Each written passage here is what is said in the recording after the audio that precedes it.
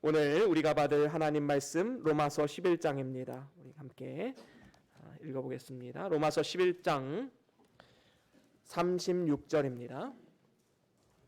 로마서 11장 36절. 우리 다 같이 한 목소리로 함께 합독하시겠습니다. 시작. 이는 만물이 주에게서 나오고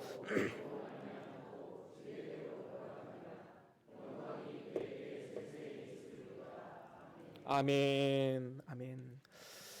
우리 오늘 말씀 보고 또 우리 하나님 말씀 들고 함께 믿음으로 선포하시겠습니다. 주의 말씀은 내 발의 등이요 내 길의 빛이 되십니다. 주여 말씀하옵소서. 주의 종이 듣겠나이다. 아멘. 아멘. 오늘은 로마서 11장 36절 말씀으로 인생의 의미라는 제목으로 함께 말씀을 나눠보길 원합니다. 여러분들은 지난 인생을 돌아볼 때에 과연 하나님 앞에 얼마나 행복과 또 만족으로 살아가고 있습니까? 때로는 우리의 삶 가운데 삶이 주는 무게감, 그리고 여러 가지 힘들고 어려운 상황 때문에 두려움이 찾아오게 되고 때로는 걱정, 근심이 생길 때도 있음을 보게 됩니다. 요즘에는 신종 코로나 바이러스 때문에 많은 사람들이 두려움에 사로잡히기도 했습니다. 사람이 많은 곳으로 외출하는 것을 꺼려하고 또 혹시 집으로 음식을 배달시켜 먹더라도 요즘에는 밖에다 음식 놔주세요 라고 말한다고 합니다. 그 정도로 사람을 대하는 것이 꺼려지고 또 많은 두려움이 우리의 삶 가운데 엄습해 오게 됨을 우리는 보게 됩니다. 이렇게 사람들은 막연한 두려움이 있습니다. 혹시 나에게 안 좋은 일이 생기면 어떻게 하지? 죽을 병이 나에게 찾아오면 어떻게 해야지? 일어나지 않은 일, 아니면 일어나지도 않을 일을 가지고 미리 걱정하는 경우가 너무나도 많이 있다라는 것이지요. 그렇다면 인간에게 왜 이런 두려움이 찾아오게 되었는가 생각해 보면 죽음이라는 단어가 떠오르게 됩니다. 많은 사람들이 죽으면 끝이다, 죽음 이후에는 우리가 어떻게 될지 모른다라고 생각하기 때문에 죽음을 두려워하는 것이지요. 만약에 죽음이라는 것이 우리의 삶 가운데 삭제되어진다면 우리는 더 이상 두려움도 사라질 것이고 공포감도 사라지게 될 것입니다. 따지고 들어가다 보면 우리의 모든 두려움과 공포와 걱정과 근심은 죽음의 문제와 연결이 되어 있습니다. 죽음이 두렵지 않다면 우리의 삶의 두려움이나 공포도 사라지게 될 것입니다. 과연 인생은 무엇이고 어디서 와서 어디로 가고 죽음 이후의 세계는 어떻게 될 것인가? 이 문제를 놓고 인류의 역사 가운데 많은 철학자들이 수많은 고민을 했었고 많은 구도자들이 인생이란 이렇다라고 결론을 내려왔었습니다. 그리고 또한 나름대로 자신들만의 구원의 길을 제시하기도 했었습니다. 특별히 최근에는 이러한 수많은 주장들을 통합하려는 움직임들이 나오고 있지요. 우리는 그것을 종교 다원주의라고 말하기도 합니다. 여기에 높은 산이 있습니다. 서울에 가면 관악산이 있는데 이 관악산 꼭대기를 가기 위해서는 이렇게 많은 길들이 있습니다. 산 정상에 오를 수 있는 길은 이 외에도 수도 없이 많지요. 자신이 길을 만들어서 갈 수도 있는 것입니다. 그래서 이 길로 가든 저 길로 가든 모든 사람은 저 관악산 끝 정상에서 만나게끔 되어 있는 것이지요. 마치 종교가 이와 같다라는 주장입니다. 서로 출발은 다르고 걷는 길은 다르지만 그 마지막 정상에서 우리는 다 같이 구원의 기쁨을 맛보게 된다는 것이지요. 불교는 부처의 가르침과 고행을 통해서 열반에 이르게 되고 또 정상에 이르게 됩니다. 이슬람교는 코란 경전을 다 지켜 행함으로 정상에 오릅니다. 기독교는 예수 그리스도를 통해서 정상에 이릅니다. 다 같이 만나서 함께 구원을 받는다. 그래서 종교라는 것은 다른 종교에 대해서 배타적이 되어서는 안 되고 서로 구원의 길을 인정하고 포용해야 마땅하다. 이것이 바로 종교다원주의의 핵심입니다. 여러분, 언뜻 보면 이것이 맞는 것처럼 보여지기도 합니다. 그럴듯하게 보여지기도 하지요. 하지만 한번 생각해 보십시오. 우리는 진리를 추구하는 사람들입니다. 진리는 여러 개가 될 수가 없지요. 진리는 하나밖에 없는 것입니다. 만약에 너도 맞고 나도 맞으면 그거는 진리가 아닙니다. 다양성이 있는 것이지요. 진리는 오직 하나이고 그 진리를 아는 사람은 배타적이 될 수밖에 없습니다. 여러분, 누군가가 1 더하기 1은 3이라고 얘기하면 여러분은 어떻게 하실 겁니까? 야, 3 아니야, 2야 라고 얘기하는 게 배타적인 것입니까? 그렇지 않습니다. 진리를 아는 사람들은 이렇게 주장할 수밖에 없는 것입니다. 우리 기독교는 인생에 대해서 다른 종교에서 이야기하는 것과는 전혀 다른 것으로 이야기를 합니다. 근본적으로 다른 것이 무엇입니까? 다른 종교들은 어떻습니까? 정상에 이르는 길을 얘기합니다. 어떻게 하면 우리가 정상에 이룰 수 있을까? 그래서 그 구원의 길을 위해서 사람이 무언가를 해야 된다고 가르칩니다. 고행을 해야 되고 말씀을 순종해야 되고 무언가를 해야지만 신을 만날 수 있다라고 말합니다. 하지만 기독교는 다릅니다. 기독교의 하나님은 정상에 머무르면서 얘들아, 너희들 이렇게 해야지만 나를 만날 수 있다라고 말씀하시는 분이 아니라 그분은 친히 정상에서 이 땅으로 내려오신 분이십니다. 여러 길로 내려오신 것이 아니라 한 길로 내려오셨습니다. 예수 그리스도를 통해서 육신을 입고 이 땅 가운데 오신 것입니다. 그래서 우리 인간은 정상을 향해서 여러 갈래로 이렇게 올라가는 사람들이 아니라 이 땅에 내려오신 하나님, 말씀을 통해 육신을 입고 이 땅에 오신 예수 그리스도를 바라보며 오직 그분만이 우리의 구원자 되심을 믿음으로 고백하는 사람들이다라는 것입니다. 그래서 예수님께서 말씀하신 인생이란 이런 것이다. 구원의 길은 바로 이 길이다. 그 가르쳐 주신 그 복음의 핵심 안에서 우리의 인생은 해석되어져야 되는 것입니다. 이것이 바로 진정으로 성공적인 인생이요, 진정으로 가치 있고 의미 있는 인생이 되는 비결인 것입니다. 그렇다면 성경이 말하는 인생의 의미는 무엇입니까? 오늘 본문 말씀을 통해서 우리가 함께 살펴보길 원합니다. 우리의 진정한 인생의 의미, 첫 번째로는 인생은 하나님께로부터 왔다라는 사실입니다. 철학자 쇼펜하우어는 하루 종일 공원에 앉아서 과연 사람은 어디로부터 오는 것인가 라고 고민을 했었습니다. 해가 지도록 답을 얻지 못하고 있었다고 합니다. 그런데 이렇게 고뇌하는 쇼펜하우어를 바라보면서 어떤 사람이 다가오게 됩니다. 그리고 묻습니다. 당신은 어디서 와서 무엇을 하느라고 아직도 돌아가지 않고 그렇게 고뇌하고 있습니까? 궁금해서 물어봅니다. 그러자 이렇게 대답했다고 합니다. 내가 바로 그것을 알기 위해서 지금 이 자리에서 고뇌하고 있어. 하지만 나는 그 답을 찾을 수가 없어. 인생이 도대체 어디서 왔는지 나는 알 수가 없어. 결국에는 그 답을 찾지 못하고 나중에는 이 쇼펜하우어는 어떻게 됩니까? 염세주의자가 됩니다. 인생은 의미가 없다. 삶을 비관적으로 바라보았습니다. 그래서 많은 사람들을 절망에 처하게 만들었던 것이지요. 이처럼 세상의 위대한 철학자들, 인생이 어디서부터 왔는지 바른 답변을 내리지 못했습니다. 하지만 성경은 우리에게 분명하고도 단호한 어조로 이렇게 말씀합니다. 우리의 모든 인생 만물은 하나님께로부터 왔다라고 말이지요. 그렇습니다. 오늘날까지 많은 사람들이 이 세상에 왔고 오늘날에도 많은 사람들이 태어나고 있습니다. 그들이 다 어디서 오는 것인가? 성경은 분명히 말합니다. 하나님으로부터 나왔다라고 말이지요. 그렇습니다. 인간은 절대로 자존할 수 없는 존재입니다. 다시 말하면 인간은 스스로 있는 존재가 아니다라는 것이지요. 오직 스스로 존재하시는 분은 하나님 한 분뿐이십니다. 사람을 비롯한 모든 만물은 자존하지 못합니다. 어린아이가 태어나서 어떻게 스스로 살아갈 수 있겠습니까? 누군가의 보살핌이 없이는 절대로 우리 인류는 살아갈 수가 없는 것입니다. 만물의 존재 원인에 대해서 성경 말씀은 우리에게 뭐라고 말씀합니까? 히브리서 11장 3절 말씀 우리 다 같이 한번 읽어볼까요? 히브리서 11장 3절 시작. 믿음으로 모든 세계가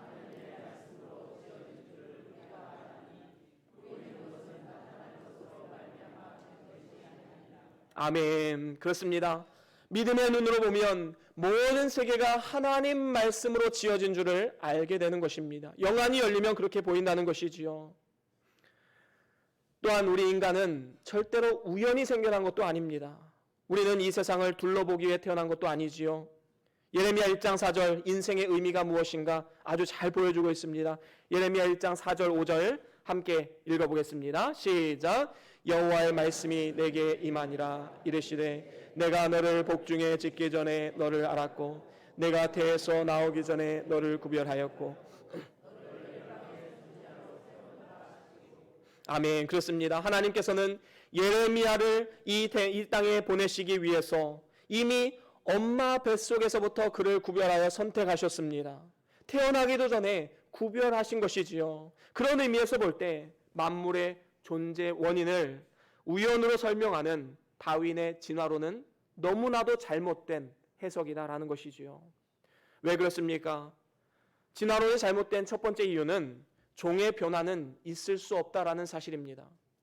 하나님께서 생물에 대해서 각기 다른 종으로 만드셨기 때문에 간혹 가다가 종의 변종, 다시 말하면 변이를 일으킬 수는 있습니다. 하지만 그것이 계속되는 것은 아니지요. 말과 또 나귀 사이에서 노새가 태어난다 할지라도 그 노새는 그 대에서 끊어집니다. 번성할 수가 없습니다. 생육할 수가 없습니다. 사자와 호랑이의 결합도 마찬가지이지요. 그 대에서 끊어지게 되는 것입니다. 고양이 중에서도 흰색과 검정색이 있듯이 종 안에서의 다양성은 있을 수 있습니다. 하지만 고양이가 호랑이가 될 수는 절대로 없는 것이지요. 다른 종으로 뛰어넘는 일은 절대로 일어날 수가 없는 것입니다. 여러분 한번 생각해 보십시오.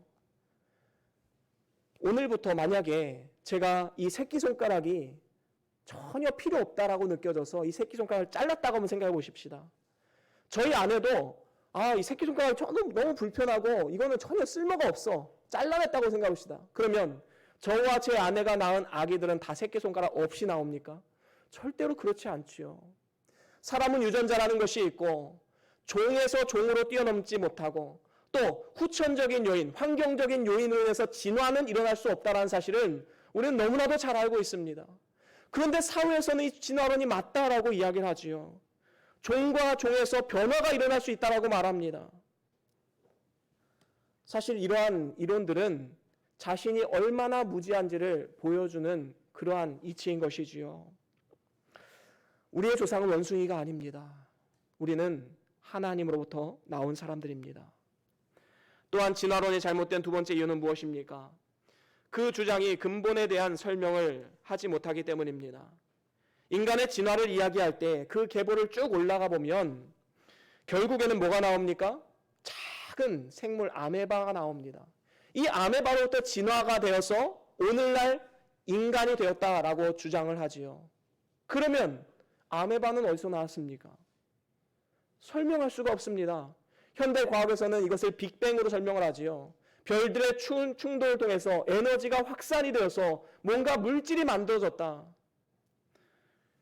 여러분, 무에서 유는 우리 인간은 창조할 수가 없는 것입니다. 무에서 유는 나올 수가 없는 것입니다. 아무리 빅뱅이라 할지라도 무에서 유를 창조할 수 있는 능력은 그 안에 없는 것이지요. 이렇게 인간의 어디서 왔는가에 대한 헛된 주장들은 그들이 아무것도 알지 못한다는 것을 반증하는 것이기도 합니다. 그렇다면 과연 성경적인 인생관은 무엇인가? 여러분, 성경은 뭐라고 말씀합니까? 사람은 스스로 존재하지 않고 하나님의 창조의 섭리와 뜻대로 우리는 선택되어져서 이 세상 가운데 나아왔다라는 것입니다. 하나님의 창조하심으로 우리는 동물이 아닌 인간으로 이 땅 가운데 태어나게 된 것입니다.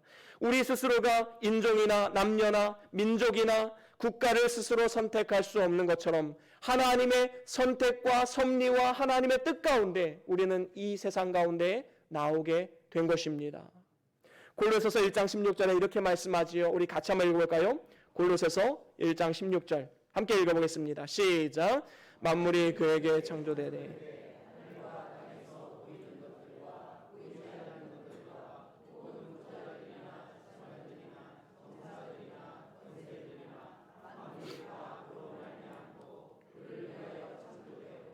아멘. 그렇습니다. 하나님께서는 사람의 육체를 지으신 뒤에 그 코에 생기를 불어넣음을 통해서 생명하게 돼서 하나님과 교통할 수 있는 영적인 존재로 우리를 만드셨습니다. 그래서 하나님이 우리를 창조하되 하늘과 땅에 보이는 것들, 보이지 않는 것들, 그리고 보좌들, 주관자들, 정사들, 권세자들, 만물이 다 하나님으로부터 나왔다라는 사실을 우리에게 성경은 잘 보여주고 있는 것입니다. 우리는 이 사실을 분명히 알고 인생의 의미에 대해서 확고한 믿음 위에 서야 하겠습니다. 그런가 하면 진정한 인생의 의미 두 번째는, 인생은 하나님의 인도하심과 도우심으로 사명을 감당해야 된다라는 것입니다. 오늘 본문 중반절에 보면 분명히 말씀합니다. 모든 만물은 주로 말미암아 존재한다라고 말이지요. 그렇습니다. 인간은 자기의 힘과 뜻으로 사는 것이 아니라 인생의 주권자이신 하나님의 뜻과 능력으로 살아가는 사람들입니다. 이 사실을 우리는 부인해서는 절대로 안 되는 것이지요. 하나님의 주권을 인정해야 됩니다. 예레미야 10장 23절에 보면 이렇게 말씀합니다. 우리 같이 한번 읽어보겠습니다. 예레미야 10장 23절 함께 읽습니다. 시작. 여호와여, 내가 알거니와 인생의 길이 자기에게 있지 아니하니. 아멘. 그렇습니다. 우리가 아무리 자유롭게 모든 것을 계획하고 진행한다 할지라도 그 걸음을 인도하시고 추진하시고 우리의 삶을 주관하시는 분은 하나님 한 분뿐임을 우리는 믿음으로 고백하며 나아가야 되는 것입니다. 세상에는 우연이란 것은 없습니다. 사람이 마음으로 자기의 길을 계획할지라도 그 길을 인도하시는 분은 여호와 하나님이라고 잠언 16장 9절에 말씀했습니다. 요셉이 보디발의 집에 노예로 팔리우고 그리고 누명을 쓰고 감옥에 들어가고 애굽의 총리가 되었던 모든 과정들, 하나님의 섭리와 하나님의 계획 가운데 되어진 일임을 우리는 분명히 믿어야 되는 것입니다.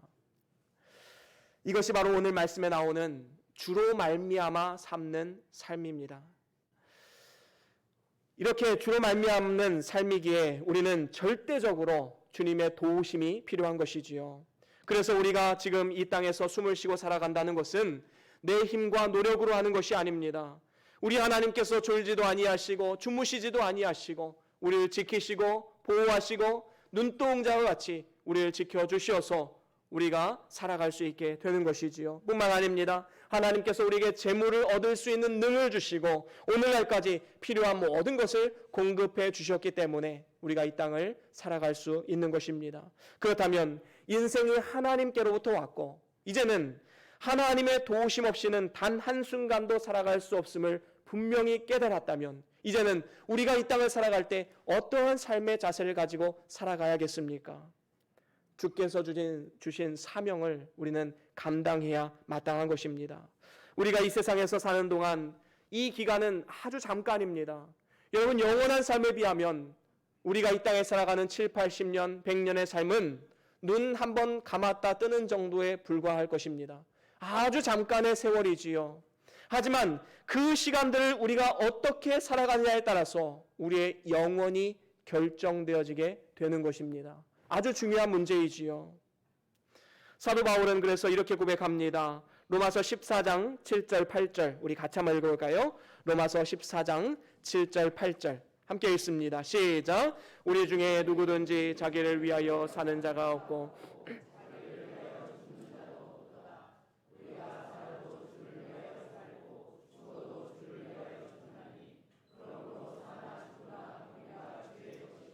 아멘. 그렇습니다. 사도 바울의 고백은 무엇입니까?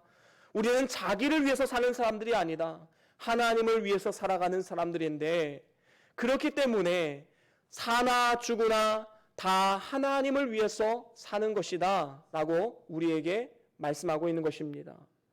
그렇습니다. 살아도 주를 위해, 죽어도 주를 위해 이렇게 사는 것이 가장 고귀한 인생임을 우리는 분명히 알아야 되는 것입니다.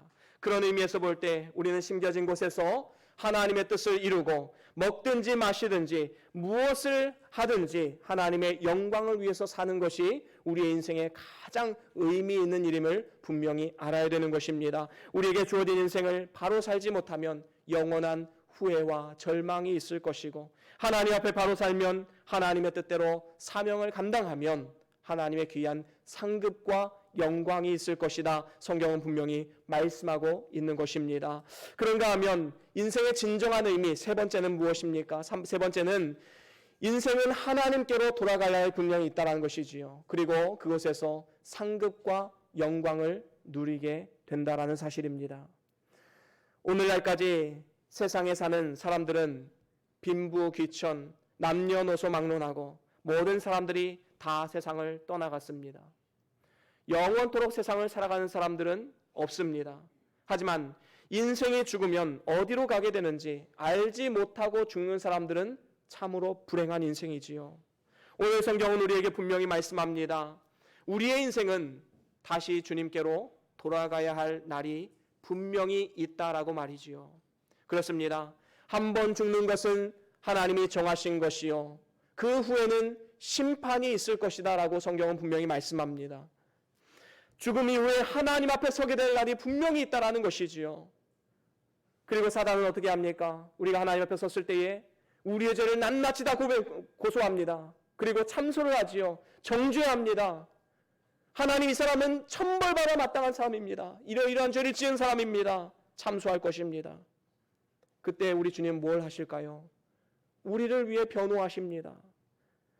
이렇게 말씀하실 것입니다. 맞습니다. 이 사람은 죄인입니다. 하지만 제가 십자가를 통해서 모든 저주를 다 당했고 이제 더 이상 예수를 구주로 믿는 이 사람은 죄에 대한 정죄함이 없습니다.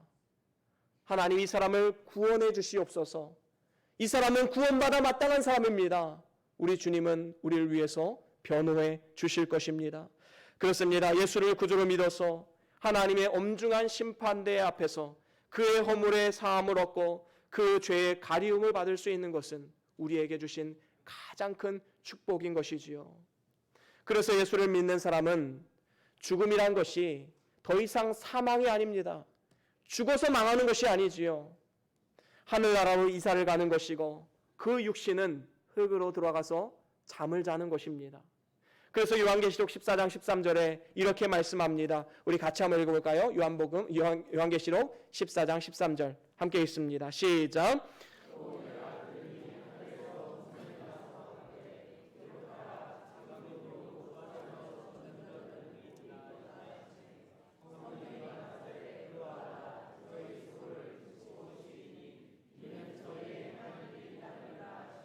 아멘. 그렇습니다. 주 안에서 죽는 자들은 복이 있도다 라고 말씀하셨습니다. 그리고 그곳에서 저희 수고를 그치고 쉬리니 이는 저희의 행한 일이 따름이라. 우리 주님께서 말씀하셨습니다. 우리의 육신은 예수님의 재림하실 그날까지 무덤에서 편히 쉬다가 예수님이 재림하시는 나팔소리에 무덤에서 잠자던 영혼들이 이제는 육체의 부활로 신령한 몸을 입게 되는 것입니다. 예수님께서 재림하실 때에 육체의 부활을 해야 되기 때문에 어떤 사람들은 화장하는 것이 옳지 않다라고 말하는 사람들도 있습니다. 하지만 그것은 잘못된 생각입니다. 예수님의 재림 때 우리의 육체가 부활한다는 것은 신령한 몸을 입는 것입니다. 그렇기 때문에 화장을 했다고 해서 육체의 부활을 하지 못한다라고 말하는 것은 어폐가 있는 것이지요. 뿐만 아닙니다. 그리스도의 재림의 때에 살아남은 모든 성도들은 다 같이 신령한 몸으로 변화돼서 공중에서 주를 영접하게 될 날이 분명히 있다는 사실을 알아야 됩니다. 이렇게 인간이 죽으면 그 육신은 흙으로 돌아가서 재림을 기다린다면 이제 우리의 영혼은 어떻게 되겠습니까? 그 즉시로 하나님 나라 영광을 맛보게 되는 것입니다. 전도서 12장 7절에 보면 이렇게 말씀하지요. 흙은 여전히 땅으로 돌아가고 신은 그 주신 하나님께로 돌아가기 전에 기억하라.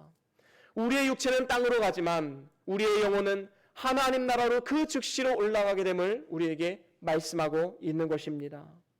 여러분, 안식교에서는 사람이 죽어서 육신의 무덤에 들어가면 영혼도 그 안에서 잠자다가 예수님 재림하실 때 같이 일어난다고 주장을 합니다. 하지만 이것은 잘못된 이단설입니다.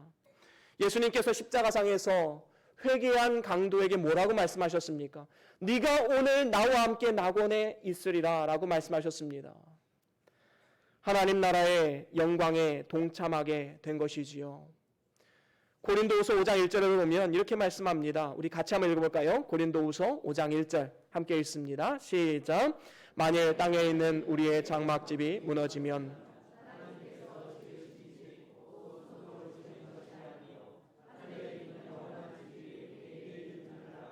아멘. 그렇습니다.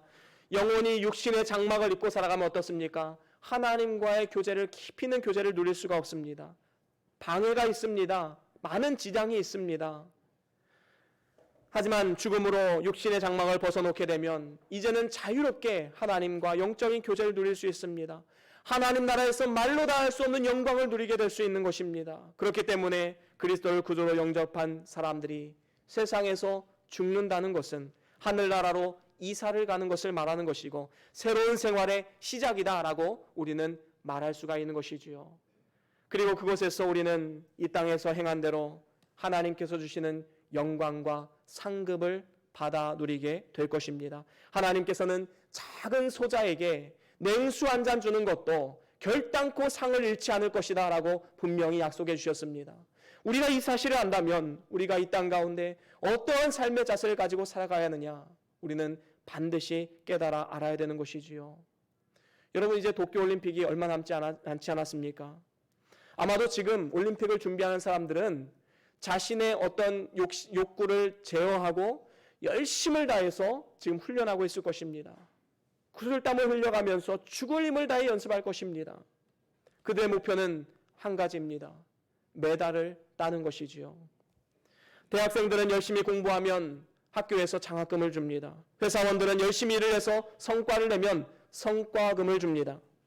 하나님 나라도 마찬가지입니다. 히브리서 11장 6절에 보면 뭐라고 말씀합니까? 우리 같이 한번 읽을까요? 히브리서 11장 6절 말씀 다 같이 읽습니다. 시작. 믿음이 없이는 기쁘시게 못하나니 하나님께 나아가는 자는 반드시 그가 계신 것과 또한 그가 자기를 찾는 자들에게 상 주시는 이심을 믿어야 할지니라. 아멘. 그렇습니다. 우리가 진정으로 믿음이 있는 사람이다라는 것은 하나님이 계신 것과 내세와 영생이 있음을 알 뿐만 아니라 하나님께서 우리에게 상 주시는 분이시다라는 것을 믿는 믿음도 함께 가지고 있어야 된다는 것입니다. 우리의 행한 모든 것, 우리가 남모를 행했던 선행, 그리스도의 이름으로 행했던 모든 섬김과 희생과 사랑, 하나님은 낱낱이 다 기억하시고 우리에게 상급과 영광으로 보상해 주신다라고 약속하고 있는 것입니다. 그렇습니다. 우리 오늘 말씀을 통해서 인생의 의미에 대해서 세 가지로 살펴보았지요. 이러한 인생에 대해서 우리가 종합적으로 딱 살펴보면 한 문장으로 표현할 수 있습니다. 그것은 우리의 인생은 하나님 나라의 대사로서 이 땅에 출장 나온 인생이다라는 것입니다. 여러분, 우리 대한민국에는 전 세계로 파송되어진 많은 대사들이 있습니다. 그들은 각자의 나라에 가서 생활하고 그곳 사람들과 함께 생활을 합니다.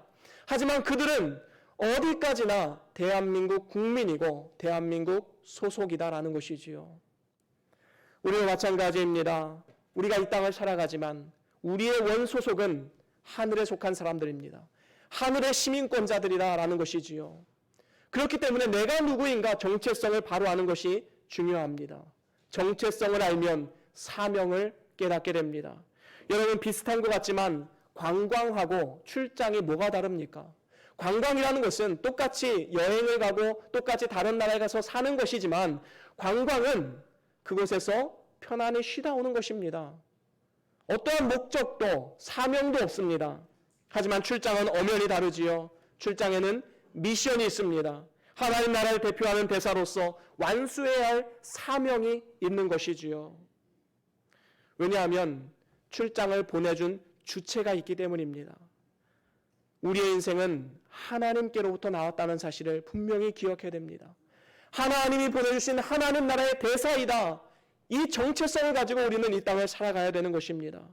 그러면 왜 보내셨는가? 사명을 감당하게 하기 위해서입니다. 그리고 그 사명을 감당하게 하기 위해서 하나님은 우리에게 많은 것을 허락해 주셨습니다. 우리의 산업, 자녀, 우리의 모든 재능 하나님께서 주신 것입니다. 그래서 우리는 이 땅의 삶을 간에 하나님의 인도하심과 보호하심과 하나님의 도우심으로 살아가게 되는데 이 모든 것이 바로 사명을 감당케 하기 위해 주신 것이다라는 사실을 우리는 반드시 기억해야 됩니다. 그리고 마지막으로 회사에서 출장을 보내면서 체류비와 또 사명을 감당하기 위해서 모든 비용을 주고 그리고 이제 사명을 감당하고 다시 회사로 복귀하면 어떻게 합니까? 성과급을 줍니다. 얼마나 충성된 이 사명을 감당했느냐, 거기에 따라서 성과급을 주게 되지요. 마찬가지입니다. 우리도 이 땅 가운데 사명을 잘 감당하고 주님 앞에 섰을 때에 하나님께서는 우리의 삶을 모른 채 하지 않으십니다. 우리는 언젠가 하나님 앞에 돌아가야 되는데 그때에 우리에게 영광과 상급을 주시겠다. 우리 하나님은 분명히 약속하셨습니다. 사랑하는 우리 변동교회 성도 여러분, 우리 모두가 이 사실을 분명히 기억하고 하나님 나라에서 누릴 영광과 상급을 바라보면서 오늘 우리에게 주어진 하루하루를 두려움 없이 담대하게 믿음으로 살아내시고 또 무엇을 하든지 주의 영광을 위해서 살아가고 살든지 죽든지 하나님을 위해서 살아가는 저와 여러분들의 복된 삶이 다 될 수 있기를 주의 이름으로 간절히 축원합니다. 우리 다 같이 오늘 받은 말씀 기억하시면서 잠깐 동안 기도하시겠습니다. 어떠한 하나님의 음성이 들려주셨습니까? 어떠한 마음의 결단이 생기셨습니까? 어떠한 마음의 감동이 생기셨습니까? 하나님의 음성입니다. 그 말씀 붙잡고 함께 기도합시다. 잠깐 동안 묵상 기도하십니다.